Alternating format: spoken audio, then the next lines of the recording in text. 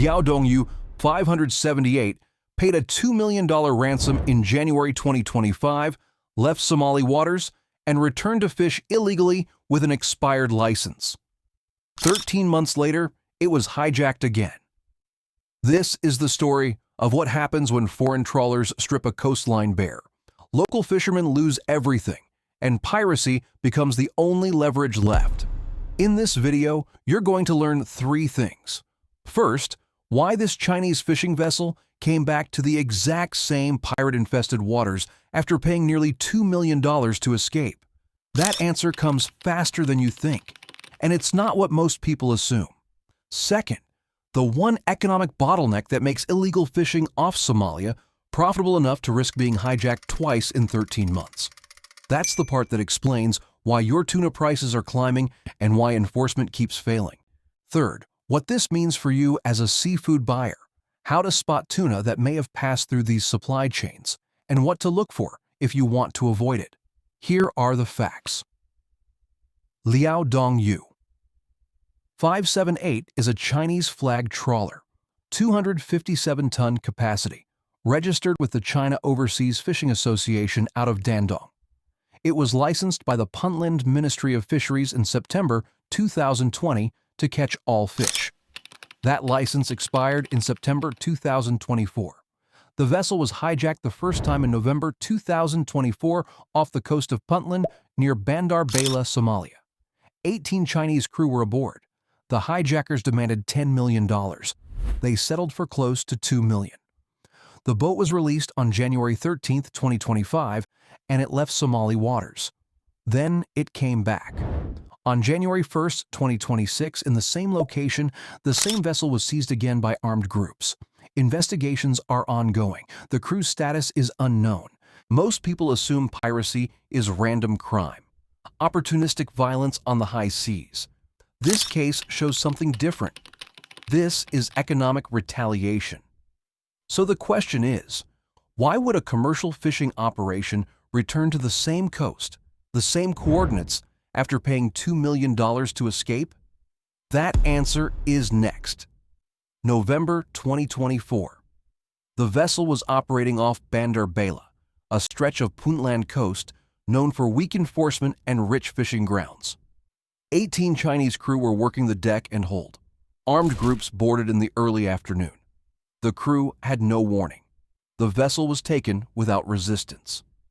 Here's the part that answers the first question. The hijackers were not strangers.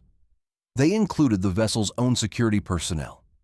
These were local hires, brought aboard to protect the boat from piracy. Instead, they coordinated with armed groups on shore. The crew was held by the people paid to protect them. The ransom demand came fast, $10 million. Negotiations dragged for weeks. The Chinese embassy issued a statement condemning the hijacking as a vicious action but made no mention of ransom publicly. Behind closed doors, the payment was arranged. The final amount was close to $2 million. On January 13, 2025, the vessel was released. It left Somali waters. Here's what you need to understand. When you see security personnel listed on foreign fishing vessels operating in weak governance zones, they are often local hires. Their loyalty is divided. They know the coast, the armed groups, the economics. Sometimes they are the threat, not the defense. Imagine being a crew member in that moment. You're thousands of miles from home, working a boat that's fishing illegally, and the men with guns who are supposed to protect you turn those guns on you instead. You have no leverage, no backup, no way out except ransom. The vessel left. But if it left, why did it come back? And why to the exact same coast where it was just held for $2 million? That's the question that unlocks everything. The boat came back because the profit margin on yellowfin tuna in these waters is high enough to absorb ransom risk as a cost of doing business. Liao Dongyu 578 is a 257-ton trawler. It can hold significant volume. It was licensed in September 2020 by the Puntland Ministry of Fisheries to catch all fish. That license expired in September 2024. The vessel returned to Somali waters in late 2025 anyway, operating without legal authorization. It fished illegally for months before the second hijacking. This is not reckless behavior. This is calculated risk. The economics make it rational. Illegal, unreported, and unregulated fishing by Chinese and other foreign fleets costs Somalia roughly $300 million every year. That number comes from industry estimates and government reports. $300 million annually is approximately the GDP of a small island nation, stripped from Somali waters every year by foreign trawlers. The target species is yellowfin tuna.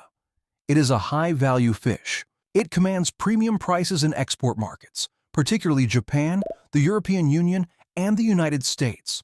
A single trip can generate hundreds of thousands of dollars in gross revenue if the hold is full and the fish are sold into the right channels.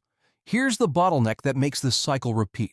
Weak enforcement, high-value species, and distance from home ports create a profit zone where even ransom payments are cheaper than operating legally or moving to regulated waters. There is no consistent patrol presence off puntland. Licensing is opaque. Expired permits are ignored. The vessel can fish for months without inspection. The tuna is offloaded at sea to refrigerated cargo vessels, a practice called transshipment, which breaks the traceability chain. By the time the fish reaches a processor or export hub, its origin is obscured. From a quality perspective, illegal vessels often lack the traceability systems, cold chain standards, and species verification required by regulated markets. That creates fraud risk. Yellowfin tuna can be mislabeled as higher-value big eye. Catch dates can be falsified. Storage temperatures may not meet safety standards. The fish may be older than claimed, affecting texture and flavor. From a money perspective, the math works in favor of the operator. Crew wages are low. Fuel is subsidized under Chinese distant water fleet programs. The vessel has no compliance costs because it is not complying. A $2 million ransom spread across multiple profitable trips becomes a line item. It is expensive, but not prohibitive. Compare that to the cost of moving to a legal fishery with quotas, observers, and enforcement, or the cost of operating in regulated waters where patrol vessels actually respond. The illegal option is cheaper. If a seafood product lacks a verifiable catch certificate or port of landing documentation, it may have passed through illegal supply chains. That is your first filter as a buyer. The vessel came back because the water off puntland is still full of tuna, enforcement is still absent, and the profit per trip still exceeds the risk. But that calculation has a human cost, and it is borne by people who have no part in the profit. 90,000 Somali fishermen depend on these waters for their livelihoods. They fish from small boats close to shore, using hand lines and nets. They have fished these grounds for generations. Their catch feeds local markets and provides the primary protein source for coastal communities. They have no capital to compete with industrial trawlers. They have no navy to enforce their territorial waters. They have no legal recourse when foreign vessels ignore licensing rules and fish illegally. Foreign trawlers, primarily Chinese but also Iranian and others, target yellowfin tuna and other high-value species in the same waters. These are industrial operations. They use long lines, purse seines, and fish aggregating devices. They can harvest in a single day what a local fisherman catches in a year. The stocks are collapsing. Dave Harvillich, a U.S. Department of Homeland Security official focused on illegal fishing, has stated that yellowfin tuna stocks off Somalia face collapse. The fish are getting smaller. The catch per unit effort is declining. The ecosystem is breaking. Local fishermen protested foreign vessels before the first hijacking in 2024. They appealed to regional authorities. They reported illegal fishing. Nothing changed. The foreign trawlers kept coming. Licenses expired and were not renewed, but the boats stayed. There was no enforcement, no compensation, no accountability. Piracy is not random crime in this context. It is economic leverage. When legal channels fail, when expired licenses are ignored, when there is no patrol and no penalty, hijacking becomes the only tool available to extract payment or force accountability. It is a brutal form of resource defense. From a quality perspective, stock collapse means the remaining fish are smaller and younger. They have lower meat quality. The fat content is reduced. The texture suffers. Ecosystem damage reduces biodiversity, which destabilizes the food web and makes future recovery harder. From a money perspective, local fishermen earn a fraction of what foreign trawlers extract.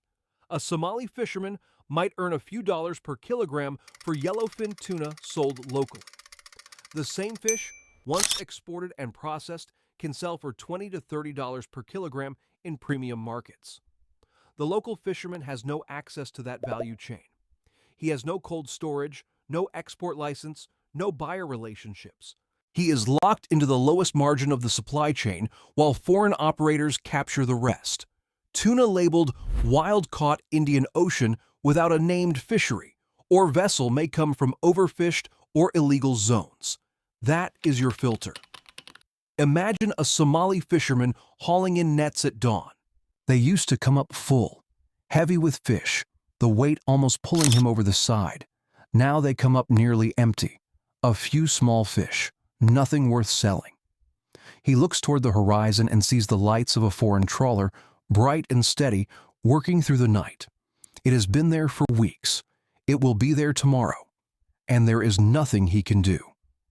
January 1st, 2026. Early afternoon. The same coordinates off Bandar Bela, Puntland. 09 degrees 09 minutes north, 050 degrees 43 minutes east. Armed groups boarded Liao Dong Yu 578 again. The Maritime Security Center for the Indian Ocean reported the incident first. Vanguard Tech, a maritime security firm, confirmed it. The European Union Naval Force issued a statement acknowledging the seizure. Investigations are ongoing. The crew's status is unknown. The extent of damage to the vessel is unknown. The hijackers are suspected of holding the crew for ransom. There is also concern the vessel may be used as a mothership, a floating base for launching attacks on other ships in the region. So the question now is, will the ransom be paid again? Will the vessel be released a second time? And if it is, will it return a third time? Somali piracy surged in the late 2000s. It became a global crisis. Naval patrols responded. The European Union Naval Force, NATO, and other coalitions deployed warships to escort convoys and deter attacks. Piracy incidents dropped sharply. By the mid-2010s, the threat seemed contained. But patrols have thinned. Budgets have shifted. Economic desperation in Somalia has grown. And now piracy is resurging. Piracy risk is now a supply chain cost. It is factored into insurance premiums, crew wages, and ultimately the price you pay for high-value species from the Indian Ocean. That cost is invisible to most buyers, but it is there. Here is the part most people miss. Piracy is not coming back because enforcement failed. It is coming back because the root cause was never addressed. The illegal fishing continued. The resource theft continued. And so the cycle continues. As of now, the crew's fate is unknown. Ransom negotiations are likely underway. The vessel may be released again, just as it was in January 2025, or it may not return this time. That would signal something important, that the risk-reward calculation has finally shifted, that the cost of operating in these waters now exceeds the profit, even for operators willing to absorb ransom as a line item. But whether this specific vessel returns or not, the supply chain impact is already here. Yellowfin tuna prices are rising. The causes are layered. Stock depletion is reducing available volume. Piracy risk is driving up insurance premiums for vessels operating in the Indian Ocean. Crew wages are increasing because fewer workers are willing to accept assignments in high-risk zones. Those costs move upstream. Processors pay more, importers pay more, retailers pay more, and eventually you pay more. At the same time, regulatory pressure is tightening. The European Union's IUU regulation requires catch certificates for all imported seafood. The United States Seafood Import Monitoring Program mandates traceability for high-risk species, including yellowfin tuna. These programs are designed to block illegal fish from entering regulated markets. But enforcement is uneven. Documentation can be falsified. Transshipment at sea breaks the chain. And many smaller markets have no equivalent rules, so illegal fish still finds buyers. Here is what you can do. These are 5 practical rules you can use right now. First, look for Marine Stewardship Council certification or equivalent on tuna products. MSC certification requires independent audits, stock assessments, and traceability from vessel to shelf. It is not perfect, but it is the strongest widely available standard for wild-caught seafood. Second, if you are buying wholesale or shopping at premium retailers, ask for catch certificates or port of landing documents. These documents show where and when the fish was caught, the vessel name, and the port where it was landed. If the retailer cannot provide them, that is a gap in traceability. Third, avoid products labeled only Product of China or Indian Ocean without a named fishery or vessel. Those labels are too vague. They can hide illegal origin. A legitimate product will specify the fishery, the gear type, and often the vessel or fleet. Fourth, expect price increases on yellowfin tuna and be skeptical of unusually cheap wild-caught tuna. If the price seems too good, the fish may be coming from illegal or unregulated sources where costs are externalized. Cheap tuna often means someone else paid the real cost, whether that is a depleted stock, an exploited crew, or a coastal community that lost access to its own resources. Fifth, support retailers and brands that publish supply chain transparency reports. Some companies now disclose their sourcing practices, vessel names, and audit results. That transparency is a signal of accountability. Reward it with your business. If a restaurant or retailer cannot tell you the fishery or vessel name for high-value species, that is a red flag for illegal fishing risk. You have the right to ask, and their answer tells you whether they know their supply chain or not. If this is changing how you think about where your seafood comes from, hit like, subscribe, and tell me in the comments, have you ever asked a restaurant or store where their tuna was caught? Now, here's what happens if nothing changes.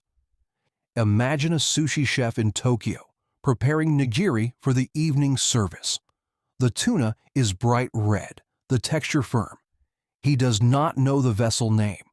He does not know the catch date. He does not know it was caught by a boat that was hijacked twice, that fished illegally for months, that has no traceability and no accountability. Or imagine a procurement manager in London buying canned tuna for a supermarket chain. The price is competitive. The label says wild caught. The origin says Indian Ocean. That is all. The manager does not ask for more. The fish enters the supply chain. It is sold. It is eaten. And the cycle continues. Liao Dongyu 578 is not an outlier. It is a symptom of a global system where illegal fishing is profitable, enforcement is weak, and the costs are pushed onto coastal communities and consumers who never see the connection. The Chinese distant water fishing fleet is the largest in the world. It operates roughly 2,600 vessels globally. These boats work off the coasts of Africa, in the Pacific, and throughout Latin American waters. Many operate under opaque licensing agreements. Some receive fuel subsidies from the Chinese government, which lowers operating costs and allows them to fish farther from home for longer periods. The subsidy structure is not fully transparent, but industry analysts estimate it runs into the billions of dollars annually. That gives Chinese operators a cost advantage that local fleets and regulated competitors cannot match. Piracy, stock collapse, and seafood fraud are not separate problems. They are downstream effects of the same root cause, which is unregulated extraction. When foreign fleets strip a coastline of its fish, local fishermen lose income and food security. When enforcement is absent, piracy becomes a tool of economic retaliation. When traceability is broken, illegal fish enters legal markets and undermines honest operators. Unless enforcement improves, the cycle will repeat. Satellite monitoring exists, port-state measures exist, transparent licensing frameworks exist, but they require political will, funding, and coordination across borders. Without that, expect more hijackings, more ransom payments, more illegal fish in the supply chain, higher prices, and lower quality. Illegal fish often lack cold chain integrity, species verification, and safety testing. Consumers and ethical operators pay the price while illegal operators externalize the risk. A Chinese trawler paid $2 million in ransom, left Somali waters, returned to fish illegally with an expired license, and was hijacked again 13 months later in the exact same location. The cycle is driven by high-value yellowfin tuna, weak enforcement, and economic desperation on both sides. The cost is borne by 90,000 Somali fishermen who have lost access to their own waters, by collapsing tuna stocks that may not recover, and ultimately by you as a consumer through higher prices and lower traceability. Traceability and certification are your tools. Use them. Ask for vessel names. Look for catch certificates. Support transparency. The supply chain only changes when buyers demand accountability. Subscribe for more.